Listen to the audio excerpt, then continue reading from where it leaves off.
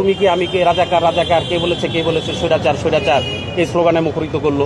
পরবর্তী বিষয়গুলো তো আপনারা সবাই জানেন। তো সেই 24 পরবর্তী বাংলায় ফজলুর রহমান সাহেব জুলাই বিপ্লবীদেরকে রাজাকারের বাচ্চা বলে উল্লেখ করে। 5ই আগস্টে নাকি 71 পরাজিত হয়েছে, 5ই আগস্টে নাকি আপনার কালো শক্তির বিজয় হয়েছে। তো আমি আপনাদের মাধ্যমে বিএনপির কাছে এবং ফজলুর রহমান সাহেবের কাছে প্রশ্ন রাখতে চাই, আমরা দেখেছি জুলাই বিপ্লবে বিএনপি সহ ফ্যাসিস্ট বিরোধী রাজনৈতিক দলগুলোর একটা বড় অংশগ্রহণ ছিল।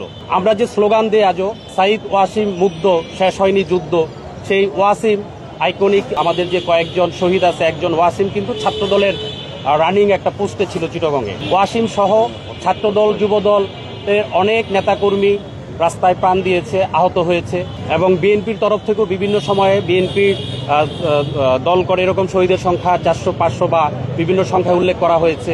বিএনপির একজন নেতা তারেক রহমানকে 5ই আগস্টের নায়ক হিসেবে উল্লেখ করে। তো এই যে ব্যাপারগুলো, তাহলে বিএনপি তো এই বিপ্লবের একজন বড় স্টেক হোল্ডার। তাহলে বিএনপি কি সেই কালো শক্তি? বিএনপির একজন নেতাকে এটা বলতে পারে? আমরা ছিলাম যারা ছাত্রদেরকে যখন আমরা রাস্তার মধ্যে মারতে দেখলাম, তাদের রক্ত জড়তে দেখলাম, আওয়ামী সন্ত্রাসী পুলিশ, তৎকালীন আমরা বলি পুলিশ লীগ, হ্যাঁ, তৎকালীন বিভিন্ন বাহিনী, তখন আমরা যে রাস্তায় নেমে আসলাম, তাদের পাশে দাঁড়ালাম, আমরা কি সবাই কালো শক্তি? এই যে সফল গণ অভ্যুত্থান, যে বিপ্লব 24-এর বিপ্লব, এটা কি কালো শক্তি করেছে? আমরা ইদানিং দেখতে পাচ্ছি বিপ্লবীদের মধ্যে একটা অংশ সেই সুশীল সাজার চেষ্টা করছে, যেই সুশীলতা আওয়ামী লীগকে ফেসিবাদ কায়েম করতে সুযোগ করে দিয়েছিল। বিপ্লবীদের একটা অংশ সুশীল সাজার চেষ্টা করতেছে।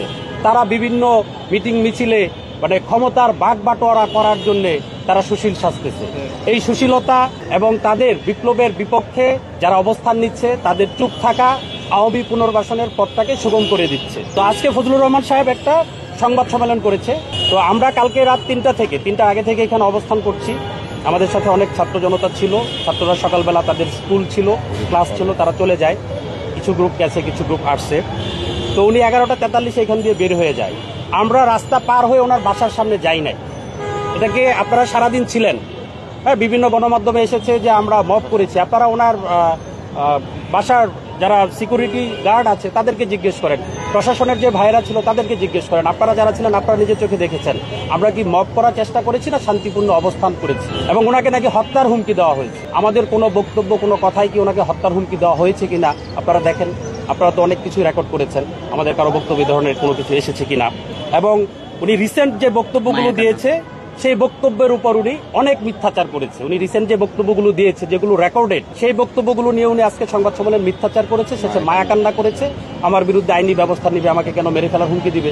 আমরা তো ওনাকে মেরে ফেলার হুমকিও দেই নাই, ওনার বিরুদ্ধে আমরা আইনি ব্যবস্থা নিতে পারবো না। কেন আমরা আইনি ব্যবস্থা নিতে যাই নাই সেটার ব্যাখ্যা আমি দিচ্ছি।